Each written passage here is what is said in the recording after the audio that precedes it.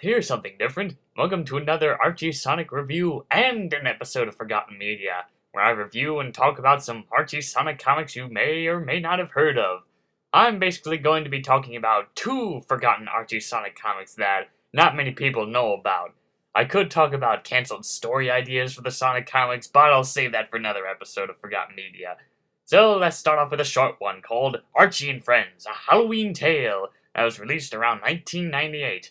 And as you can tell, this is mainly a crossover comic featuring Archie, Sonic, and Sabrina, even though it's more of a Sonic and Sabrina crossover. So let's start off with a story called Festival of Fantasy, as we open with Sabrina walking into Haley's Comics to pick up some Sonic comics for Salem, and some random kid named Stevie is surprised to see a girl in the comic shop. What, do they think comics are only for guys? That's pretty sexist. It's about as sexist as that stupid Dr. Pepper 10 commercial. Dr. Pepper 10, it's not for women! She tells him that she and some of her friends are into comics, and I guess she tries to do some kind of hocus-pocus magic on the comic to spring the characters to life, since she is a witch after all, but accidentally performs the wrong spell, and Sabrina and Stevie are sucked into the comic. They soon find themselves in Robotropolis, as they see Robotnik ready to attack Sonic and Knuckles with his army of SWAT bots. The two Mobians see Sabrina and Stevie and mistake them for Overlanders, humans who have 4 fingers and are biased against Mobians. So Sonic and Knuckles split up as Sonic tackles on Robotnik as usual, and Knuckles is ready to take care of the humans. Unable to explain what's happened, Sabrina uses her magic to send her and Stevie back into the real world, as well as taking Sonic and Knuckles by accident. So much for an epic battle. Sabrina remembers that she has to attend Veronica's Halloween party, and Cheryl Blossom is picking her up. Since she doesn't have a costume at the moment, she uses her magic to give her and Stevie some fancy costumes, but doesn't give Sonic and Knuckles any costumes, as she tells Cheryl that she's babysitting some kids in costumes. So they arrive at the party, and everyone's having a good time. Archie and the gang are playing some music, Josie and the Pussycats make a cameo, and all the guests are dressed up in some random characters from different medias, or some random comic book characters from the DC or Marvel universe or something. Sonic and Knuckles are finding it hard to fit in since they've never been to a party full of humans, or overlanders as they call them, especially when the food they serve is, well, not their type. Sabrina starts to worry as Reggie gets suspicious about Sonic and Knuckles, so she manages to find a telephone in the cavalry and calls Salem about the incident with the comic and how Sonic and Knuckles are in their world, and quickly teleports to Sabrina's location. He never turns down a chance when it comes to the Sonic comics. But suddenly, they notice Robotnik walking out, and before she tells Salem to send them back, Sonic and Knuckles see Robotnik coming and attack him.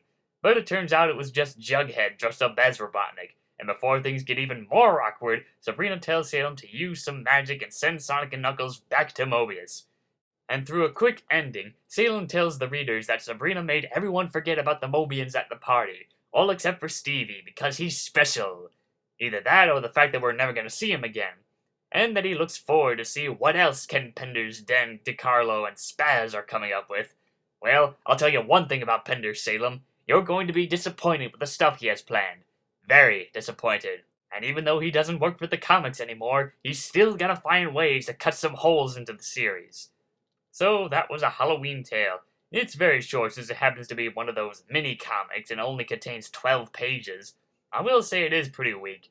The artwork is okay, but it seems like most of the time they keep giving Sonic blue arms, and of course this was a common issue back in the old days of the Archie comics.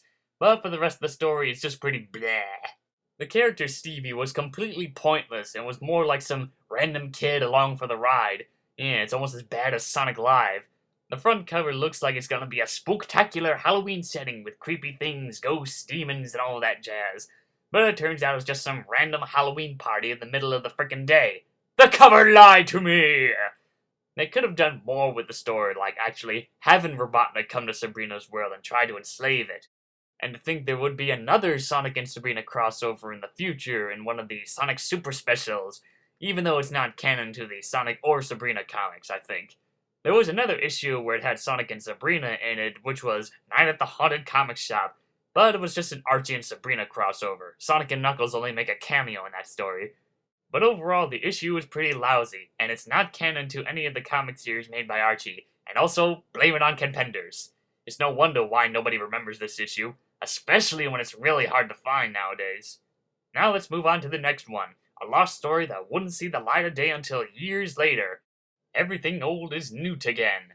We open up with Robotnik demanding if there's any one of his badniks that has an idea of defeating Sonic, and it turns out Universe Salamander has an idea about getting revenge at Sonic after what happened to him in issue 4, and surprisingly, Robotnik agrees and gets the lizard all ready for battle. Meanwhile, we see the Freedom Fighters playing some kind of football game, as everyone is against Sonic, which should provide him a challenge. But nope, he manages to grab all of their ribbons and Antoine's boxers, even though he doesn't wear boxers. Well, it turns out their game will have to be cut short because here comes Mechagodzilla! Universe Salamander, who grabs Sonic and sends him flying into the distance after performing a drop kick. We then find out that Sonic has landed in the middle of nowhere where he's crashed into an ant's anthill, so he asks the ant for some help in getting back to where he was, and he tells him to run around in circles until he hits a familiar spot. This will probably lead to Sonic vomiting multiple times for being so dizzy before he gets back to Knothole. Meanwhile, the Freedom Fighters are doing their best to fight off Universe Salamander, as Rotor manages to pull out the Enlarger Reducer component that shrunk Universe Salamander down to size from before, and so he uses it against the lizard, but the shrinking mode only makes him bigger. Are you sure you had it on the shrink mode, Rotor? As Robotnik watches in glee, he quickly explains to Batbrain that he installed Universe Salamander with a fix flip. Basically, he's installed a chip that reverses the effects of the shrinking device and vice versa. So while Robotnik is already planning a victory party, it looks like the end for the Freedom Fighters. Luckily, Sonic rushes in to save the day by leaving some scars on the lizard's foot from his Sonic spin. Since the Enlarger Reducer device was destroyed in battle, Sally and Rotor head back to their hideout, while Sonic, Tails, and Bunny fight off Universe Salamander. Sally unveils a new gadget that she's recently got, the Nicole 7000, and uses it to help Rotor unleash his newest weapon, an Ultra Mega Enlarger device, and fires away at the lizard, and because of its reverse effects, Universe Salamander starts to shrink again. Unfortunately, the device is proven to be too powerful, as the lizard continues to shrink and shrink and shrink until it becomes so small that you need a microscope to see it. As Sonic can't think of a snappy comeback to this, Nicole suggests that this could be a sign of the future of what's to come. More serious challenges, new faces, dramatic consequences, and what about Robotnik's victory party? Well, since he already knows what happened to Universe Salamander, things aren't going to end well in Robotropolis. So that was the lost story. Probably no wonder why it was lost for a long time. The artwork is a bit choppy with the designs and a bit sloppy on coloring. Sally is brown and has black hair in the story. So is this supposed to be when she had her second or third color scheme? I don't know. The writing is actually good. Here we see Universe Salamander again, and also having Nicole foreshadowing the more serious events in the future. This was probably meant to be the last time they would have this cartoonish feel in the comics. This issue also features Nicole, who would become Sally's computer device and later best friend. It is a bit lousy on how they just threw her into the story just like that, but since this was cancelled, Nicole would be given a more proper introduction in the 48-page special, Sonic in Your Face. People have questioned if the story is canon due to Nicole's obscure appearance, and it has been stated by the current writer Ian Flynn that in some way, the lost story is canon to the main series, and that the Nicole 7000 bit was just a gag and not the real Nicole. So, if the story is canon, where does it exactly fit in the timeline? My only guess is that this issue could have taken place between issue 4 through issue 17, because issue 4 was when Universe Salamander was introduced, and issue 17 was when Nicole was still trapped inside that globe that crashed into the ground, which would later be given a more proper appearance in Sonic in Your Face. So that's the lost story. Not as top-notch as some of the others, but it's better than a Halloween's Tale. Surprisingly, the lost story can only be found on Sonic Archives Volume 5, where it contains reprints of issues 17 through 20, and they decided to throw in this lost story as a bonus as they rediscovered it in the vaults.